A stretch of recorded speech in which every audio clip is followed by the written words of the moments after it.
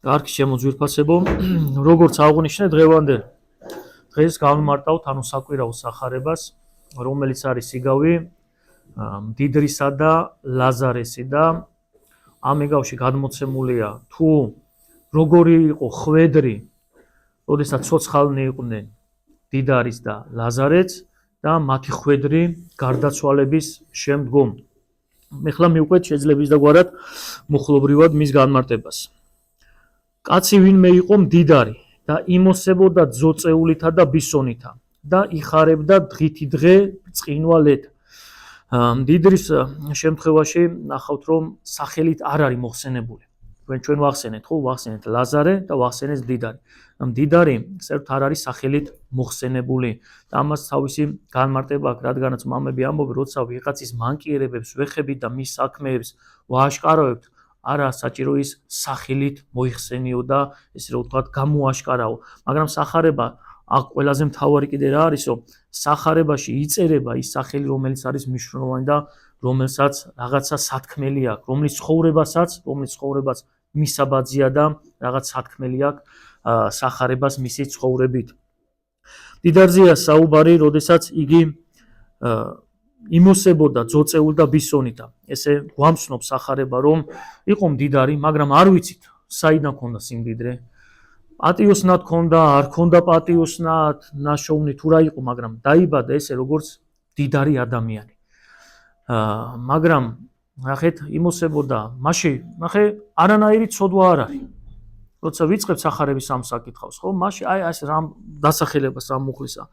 აქ არანაირ ცოდვაზე არაა საუბარი, რომ იყო მდიდარი და ესე იმოსებოდა ძოწეულითა და ბისონითა, ეს რო ასე ვთქვათ, უფრო მეტად სიღრმეში რო ჩავიდეთ, სამეფო შესამოსელი იყო, რომელსაც მეფეების თუ ვინმე შუქნენ, როგორც სამეფო პატივის მიმგები და ასე შემდგომ და ასე შემდგომ. ანუ უძაი მეფის ტოლი შესამოსელი, როცა მეფე იმოსებოდა და ამით ამავდროულად სიამაყის ეს მათ სიამაყეს გამოხატავდა, მათ ესე ვთქვათ ამპარტავნულ მდგომარეობას, როდესაც მეფეებს და ხელმწიფეებს უტოლდებოდნენ. მდიდარი იყო, მას არანაირი სხვა ესე ვთქვათ სტატუსი არ ჰქონდა, მაგრამ ესე იმოსებოდნენ ეს ადამიანები, რომ რაღაც თავის თავს ძალიან იმაღლებდნენ. და კაცი ვინმე და გლახაკი ვინმე იყო სახელით ლაზარე, დავრდომილი წინაშე ბჭეთა მისთა და ქვეძვრებოდა. ანუ აქ როგორც ვახსენეთ, ლაზარე უკვე მოხსენებულია სახელით, ეს გლახაკი ადამიანი, რომელიც ისეთი დაუძლურებული იყო, რომ როდესაც ვახსენებთ, რომ ძაღლიც ლოკავდნენ მის, ესე ვთქვათ, წყლულებს, მას არ შეეძლო, რომ ესე ვთქვათ, მოეგერიებინა ეს ცხოველები და თავისთვის რაიმე ექნა, ემკუნალად. სხვისი დახმარება სჭირდებოდა ამ ადამიანს. და ამასთანაც დაკავშირებით, როგორც მდიდარს ვახსენე, ხო? სიმდიდრე, როდესაც ვახსენებთ ხშირად სახარებაში და უსვამთ ამას ხას, რომ სიმდიდრე, რაღაც ვიღაცას შეიძლება ეგონოს, რომ ეს არის ცუდი. აი, მაგრამ შემდგომ რომ განვიხილავთ ამას, მივხვდებით, რომ სიმდიდრე კი არ არის ცუდი, არამედ სიმდიდრესადმი დამოკიდებულება, თუ როგორი დამოკიდებულება აქვს ამ ადამიანს, სიმდიდრესადმი და როგორ იყენებს. და არც მეორე, ლაზარე იყო რა გლახაკი, იყო რა დავრდომილი, მაგრამ არ ვიცით რატომ იყო დავრდომილი, რატომ იყო გლახაკი, ქონდა თავიდან სიმდიდრე თუ არა, შემდგომ წაერთვა თუ არა, მაგრამ ეს სახარებაში არ ჩანს ამიგავიდან, მაგრამ ვიცით რომ ესეთ მდგომარეობაშია. და ესეც, ესე ვთქვათ, ერგუნა რა ღვთისაგან ესეთი მსჯავრი. ეს დღევანდელ ცხოვრებაშიც ხშირი შემთხვევები ეს ყველაფერი, რომ არის შეძლებული ადამიანი, რომელსაც ზოგს მოხვება სიმდიდრე, ზოგი იძენს სიმდიდრეს და გლახაკი ადამიანი ზოგი შეიძლება თავის ცხოვრებით, თავისი ნაბიჯებით რაღაც არ გამომართოს ცხოვრებაში და დაგლახაკდეს და არის რომ რაღაცნაირად ბავშვობიდან ამ სიგლახაკეში ცხოვრობს.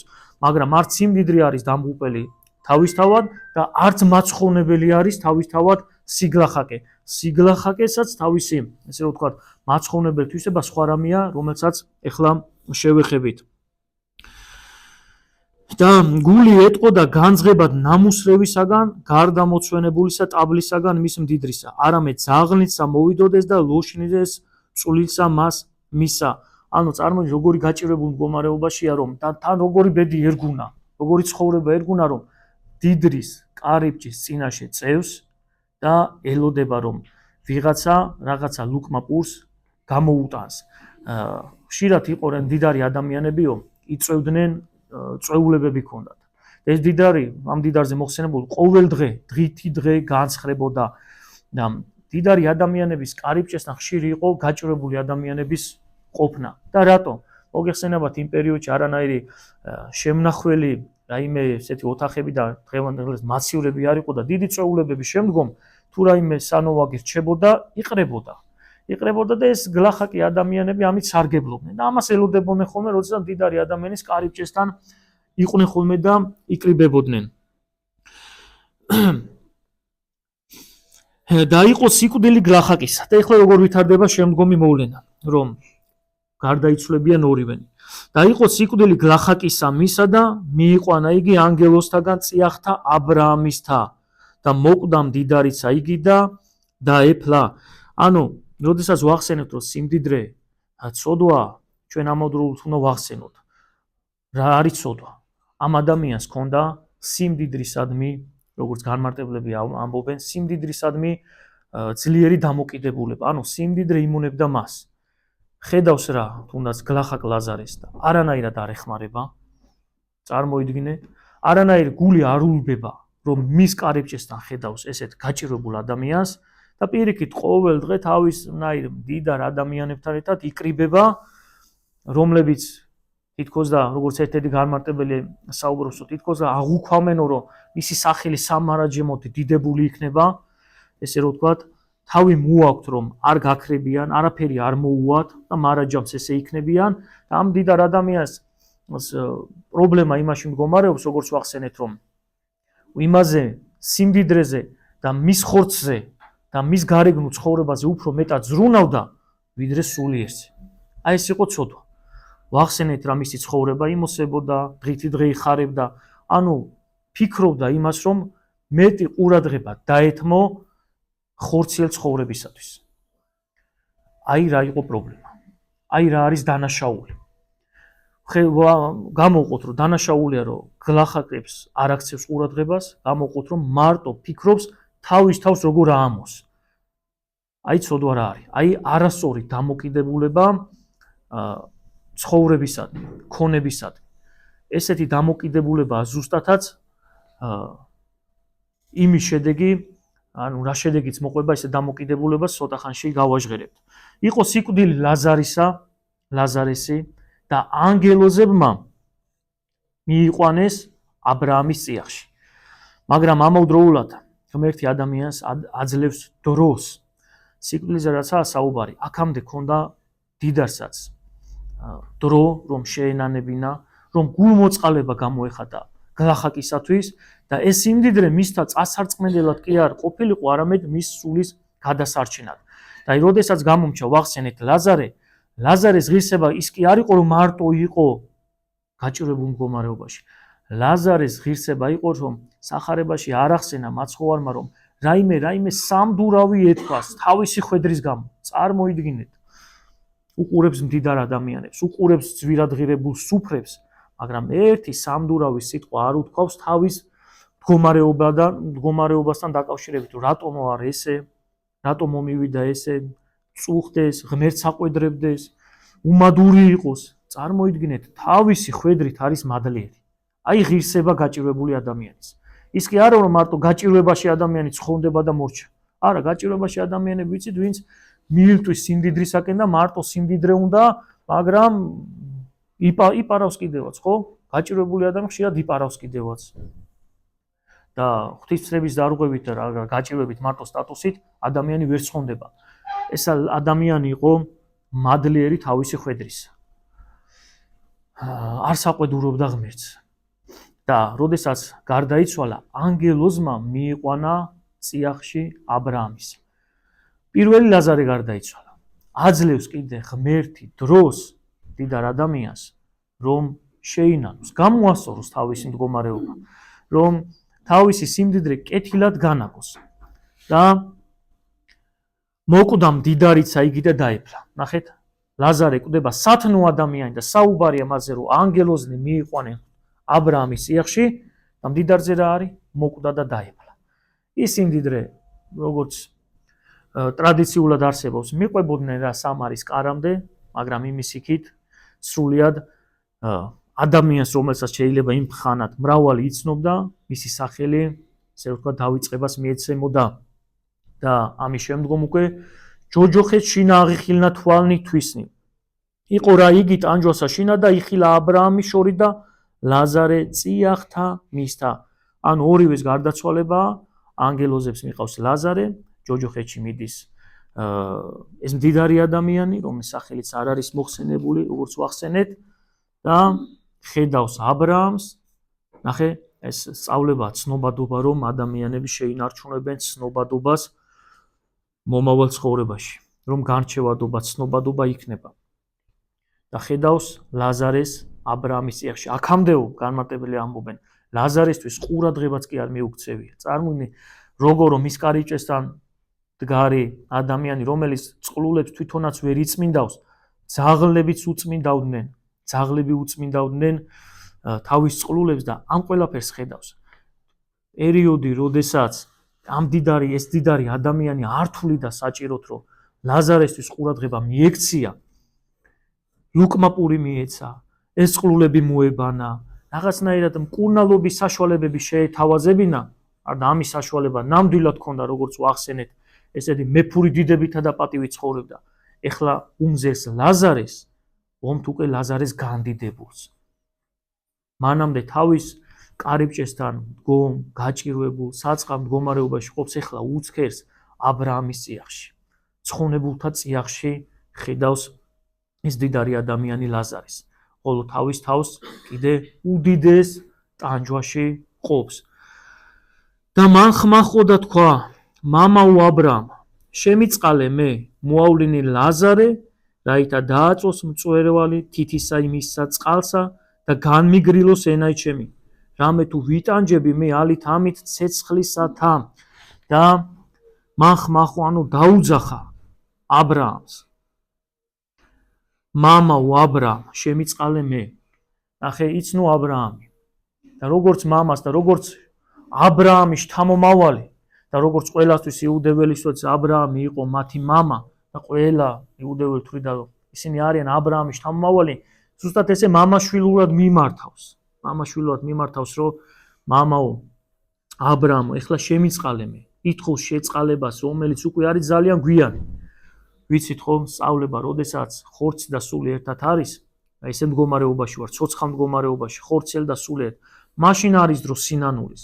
ხოლო როდესაც სული გაიყრება ხორცს, მაშინ უკვე ამაუარი ყოველგვარი სინანული და აი იმის მაგალითს ვხედავთ, რომ რასაც შევეხებით, რომ მე წუხილი, რომ აი ნეტა ესე მექნა, ნეტა ესე გამომესწორებინა და ეს სიტყვა, რომ შემიწყალე, შემეწიე და მეხმარე, მე უკვე ამაო იქნება. და ამ შეწყალების დროს ამბობს, რომ მოავლინე ლაზარე, რაითა დააწოს მწვერვალი თითისა მისსა წყალსა. ანუ თითის წვერით პატარა წყალ შეახოსო და მოვიდეს ჩემთან და განმიგრილოს ენაი ჩემი. წარმოიდგინე, რამე თუ ვიტანჯები ალითა ცეცხლისათ, ამ ტანჯვაზეა გამახვილებულ ყურადღება, თუ როგორ იტანჯება, რომ ერთი წვეთი წყალი შეახოს შემენას, რომ განმიგრილოს. წარმოიდგინე, რა არის ჯოჯოხეთში მყოფი ადამიანის ნუგეში. პირდაპირი გაგებით უნდა გავიგოთ, მამა. შევეხებით მაგასაც. გაგცე მაგასაც პასუხს. კაი კითხვა. და ნახე, აქ ეუბნება დიდარი ადამიანი აბრაამს. ნახე, ესეც საინტერესოა და არ მიმართავს ლაზარეს. რატო? გონია, რომ ლაზარეს ახსოვს დიდრი სიბოროტე მისთან. და ლაზარეს არ ეუბნება. და ეუბნება აბრაამს, შენ უთხარი ლაზარეს და შენ მოავლინე. პირდაპირ ამისაც ცხენია. წარმოიდგინე, ან ყველაფერი ცნობიერებაში ახსოვს, რომ რაღაცა თავის ძოზე თურმე უნდა გაეკეთებინა, მაგრამ არ აკეთებდა თავისი გულციობის გამო და ამისი შერცხვა, როგორც ესეთი განმარტებელი ამბობს და პირდაპირ არ ეუბნება. მაგრამ აბრაამაც, ხოლო აბრაამმა რქვა მას, შვილო, მოიხსენე რამე თუ მიიღე კეთილი შენი ცხოვრებასა შენსა. აქ აბრაამის, როგორც ნახე მოსიყვარულე მამა, შვილად ხადის, შვილად ეძახის. მან როგორც მამათ ისე დაუძახა აბრაამი, როგორც შვილად და ახსენებს აბრაამი მდგომარეობას, რომ შენი ცხოვრების განმავლობაში ქონდა კეთილი. ანუ ეს იმდიდრე წყალობა, ფუფუნება, რომელიც კეთილად უნდა გამოგეყენებინა შენ. და ასევე ლაზარე მსგავსად ბოროტი. ანუ ცხოვრებისეულად მიიღო განსასწრელი ტანჯვა, წამება. რა იყო ლაზარის ცხოვრება და ხშირად ხედავთ ხოლმე ჩვენ და კითხვები გვებადება ხოლმე რომ რა არის ვიღაცის ცხოვრება, რომელიც მთელი ცხოვრება ტანჯულობს, ეწამება, სულ მდგომარეობაში არის, იდევნება და ასე შემდეგ. ანუ მართალი ადამიანი ესეთ მდგომარეობაში ხედავთ და ცოდვილ ცხოვრება ადამიანებს ხედავთ განცხრომაში. აი პასუხებს აქვეხებთ. წმინდა წერილიდანვე რომ ცხოვრება მთავრდება. ცხოვრება, ხორციელი ცხოვრება არ გრძელდება სამუდამოდ და შესაბამისად არც სამუდამო განცხრომა გაგრძელდება ბოროტათვის დიდი ხანი და არც სამუდამო ხორციელი ტანჯვა გაგრძელდება დიდი ხანი იმ ადამიანს, ვისაც სტკივა, ვინც იტანჯება და ვინც განსასწრელებს გადის. მათვისაც დამთავრდება. ხოლო ჩვენ დიდი ხანი გონია ხოლმე ეს ამ ქვეყნიური ცხოვრება და რო პატარა შედარება მოვიყვანოთ ამ ქვეყნიურ ხორციელ ცხოვრებასთან შედარებით, თუნდაც აქ 1000 წელი იცხოვროს ადამიანმა, მარადიულობა არის უდიდესად დიდი. ვერ შეადარება. მარადიულობა არ მთავრდება და აქვს 1000 წელი ადამიანი განსასწრებში და პრობლემებში იყოს, ეს 1000 წელის დამთავრდება. რომელ 1000 წელზეა საუბარი? დღევანდელ ესე რომ სტატისტიკურად სიკვდილიანობის ასაკი ძალიან დაწეულია, ხომ და ამიტომაც ისის დამთავრდება და ისის დამთავრდება. და საბოლოო მჟავრი უკვე ღმერთს ეკუთვნის, რომელიც მოგვაგებს კაცად და ჩვენი საქმეებიდან გამომდინარე თუ როგორ ცხოვრობდით. და აწესერა აქა ნუგეშინის სემულარს ხოლო შენ იტანჯები, ანუ გაახსენებს მის კეთილდღეობას, მის ტკივილს, მაგრამ დამთავრდა ცხოვრება. და ის თავისი მოთმინებით, თავისი ღმერთზე მადლიერებით კეთილდღეობაშია. ხოლო შენ რომელმაც ღვთისაგან უდიდესი ნიჭი, ტალანტი მიიღე ღვთისა ბოძებული, რომელიც იყო სიმდიდრე, რომელიც შენ კეთილად უნდა გამოგეყენებინა და არ გამოიყენე. დამთავრდა სინანულის პერიოდი, დამთავრდა მიწიერი ცხოვრება და ეხლა შენ უკვე განიცდი ტანჯვას და ის თხოვსო შეწყალებასო, მაგრამ რატო ვერ მიიღო შეწყალება? პირდაპირ ამბობს განმარტებელი. სთხოვს მდიდარი ადამიანი, მამაო, აბრაამ, შემიწყალე, შემეწიე, მოავლინე ლაზარე ჩემთან. და პირდაპირ ამბობს რომ იმიტომ არ მიიღო მან შეწყალება, რომ თვითონ იყო უწყალო ადამიანი. წარმოიდგინეთ, რომელი სათნოება სჭირდება ადამიანს, რომ ღვთისაგან შეწყალება მიიღოს. ჩვენვე უნდა ვიყოთ გულმოწყალენი, რომ ღვთისაგან შეწყალება მივიღოთ.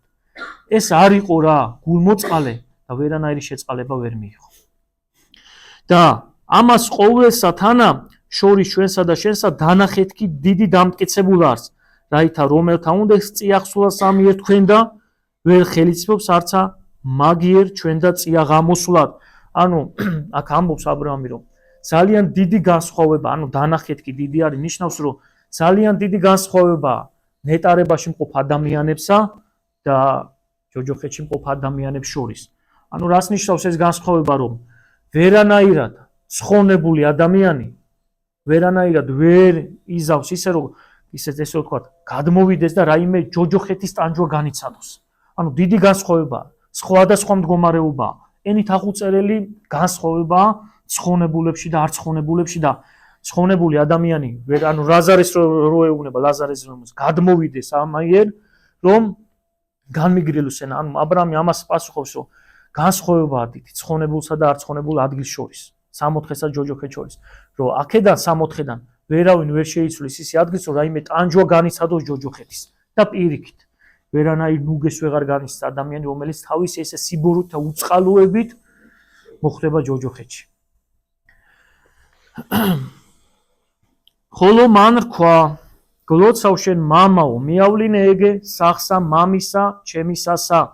თან ამავდროულად ერთი განმარტება არსებობს და ამასაც ვიტყვი, რომ რაიმე კი არ უნდოდაო, ერთ-ერთი მამა ამბობს და მაინც ინფორმაციისთვის ვიცოდეთ, რომ განი რამე ენის გაგრილება და რამე ტანჯვის შემსუბუქება უნდოდა უწყალო ადამიანს. არამედ ლაზარეს რო ხედავდაო კეთილდღეობაში, აქეთ გამოუშვიო, ვითომ ჩემთან მოვიდეს, რომ ეს ტანჯვა განიცადოსო. არის ესეთი მოსაზრება, წარმოიდგინე, უწყალოს ჯოჯოხეთშიც კი ბოროტული აზრი ქონდა, რომ ლაზარეს განიცადა ესეთი ტანჯვა, რასაც თვითონ განიცდიდა. აი ერთ-ერთი განმარტება ისეთი არსებობს მაინც ინფორმაციისთვის, რომ კიდე რომ ვიცოდეთ. და ამის შემდეგ ეუბნება, რომ კარგი მამაო, მაგრამ მიავლინე ლაზარეზია საუბარი, მამა ჩემის სახში. რატომ? რამე თუ მისხენ ხუთნი ძმანი, რაით აუწყოს მათ და არა მოვიდნენ იგიცი ადგილს ამას სატანჯველისასა. ანუ თითქოს იწყებს ზრუნვას, რომ ხუთი ძმა მყავს, რომელიც ჩემნაირად უწყალოდ ცხოვრობენ და იქნებ ლაზარე მივიდეს და რამენაირად შეაგონოს. რაზეც წეღან საუბრობთ, ხო, დაწყებამდე, რომ იქნებ რამეთი შეაგონოს ჩემი სახლეული, რომ შეიცვალონ, გახდნენ მოწყალენი და რამენაირად როგორც მე ვიტანჯები ამ სატანჯველში არ მოვიდნენ. თქვა მას ა ブラ ამ ქონან მოსე და წინასწარმეტყველი მათი ისმინონ. ყავთ მათ მოსე და წინასწარმეტყველნი და მათი ისმინონ. რაზეა საუბარი? მოსეში და წინასწარმეტყველში. ეს არის რჯულის წიგნები, წინასწარმეტყველებები, რომლებსაცო ყოველთვის წიგნობარნი, ამოუკითხა წიგნობარნი, მღვდელმოძღვარნი, ფარისევენი ასწავლიან ებრაელ ხალხს, ანუ ჩემს ხალხს ასწავლიან სინაგოგებში იქნება თუ ქუჩაში იქნება თუ რამე, ასწავლიან მოსესა და წინასწარმეტყველების მიხედვით. მოსეს სწავლებას, ანუ რჯულს ასწავლიან. ანუ მათ ესა აქვთ. ამაზე მეტი, ესე რომ ვთქვათ, დიდი ვერაფერი ვერ იქნება. მაგრამ ამბობს ესეთ პასუხს ეუბნება მდიდარი, რომ ხოლო მან თქვა, ანუ მდიდარმა გასცა პასუხი, არა მამაო ა ブラ ამ, არამედ უკვე თუ ვინმე მკვდრეთით აღდგეს და მივიდეს, მათ შეინანონ. თქვა მას ა ブラ ამ, უკვე თუ მოსესი და წინასწარმეტყველთა არა ისმინონ, არც აღარ მკვდრეთი თუ ვინმე აღდგეს, წმენეს მათი. ანუ დაუბრუნდეთ ტექსტს და ანუ ეუბნება, რომ აღადგინე ლაზარე მიავლინე და ლაზარეს მკვდრეთით ამდგომელს რომ დაინახავენ, იქნებ მერე მოვიდნენ გონს და შეინანო. მაგრამ ა ブラ ამი ეტყვის ესეც სიტყვებს და ესეც ძალიან საცნობელი სიტყვებია, რომ აუცილებლად უნდა ვიცოდეთ, რომ ანუ მოსესი და წინასწარმეტყველს, ანუ წმინდა წერილის თუ ვინმეს არ ჯერა და არ წამს, აი მკვდრეთით რომ ვინმე აღდგეს და დაინახოთ ზეციდან მობრუნებული ადამიანი და მოგიყვეთ ზეცაში მომხდარის და განცდილის თავისი, მაინც არ ირწმუნებს ადამიანი თუ ვინ არის რჯულის მომცემი, ღმერთი. თუ ღმერთის არ ჯერათ, ღმერთის არ წამს და მით უმეტეს ახალ აღთქმაში რომ გადმოვიდეთ, განკაცებული ღმერთის რწმენა არ გაქვს და მისი სიტყვების არ გჯერა, სამყაროში ყოველდღე რომ სასწაულებს ხედავდე და სამყარო ყოველდღე სასწაულით არის ასავსე, მაინც არ ირწმუნებს ადამიანი. ხშირად ვამბობთ ხოლმე, რომ აი მან რა დააშავა, იმან რა დააშავა, იმან რა დააშავა. მათ ყოველთვის აქვთ იმის მოსმენის საშუალება, რწმენის საშუალება, შეხების საშუალება ღვთის სიტყვასთან, რომ მისი თუ არ წამს და აი თუნდაც დღევანდელი წაკითხული სიტყვებისა თუ არ წამს და დარიგების თუ არ წამს მაცხოვრისა, რაც გვარიგებს და რაც გვასწავლის დღევანდელი სახარებიდან, თუნდაც ყოველდღე საფლავიდან ამდგარ ადამიანს რო ხედავდეთ, თუ არ გვინდა მიღება, მაინც ჩვენთვის სულ ერთი იქნება და მაინც არანაირად არ შევიცვლით ცხოვრებას. იმიტომ რომ აი რაც სახარებაში წერია და რაც თუნდაც მოციქულთა ცხოვრებაში წერია, რომ ისინი, ესე რომ ვთქვათ, მკვდრებს აღადგენენ რითი, მომკვდარის სულები აღდგებოდნენ. როდესაც ადამიანის სული უგზნობელ მდგომარეობაში იყო და მოციქულთა სწავლებით ისინი აღდგებოდნენ და ანუ სარწმუნოებაში მოდიოდნენ, ამაზე დიდი სასწაული არც ის არის, როდესაც ესე რომ ვთქვათ, თავის დროზე უთხრა მაცხოვარ მოციქულებს, რომ თას რო უთხრათ, შეიცვალე ადგილი, შეიცვლება, ანა, მოციქულება ამაზე მეტი გააკეთეს. მაგრამ ესეც თუ საჭირო იქნებოდა, ამ სასწაულსაც იქნონ, მაგრამ მკვდარი, სულით მკვდარი ადამიანის აღდგინება და გაცოცხლება უფრო დიდია და უფრო დიდ აღსრულებდნენ მოციქულები, ვიდრე შეიძლება რაიმე თას შეეცვალა.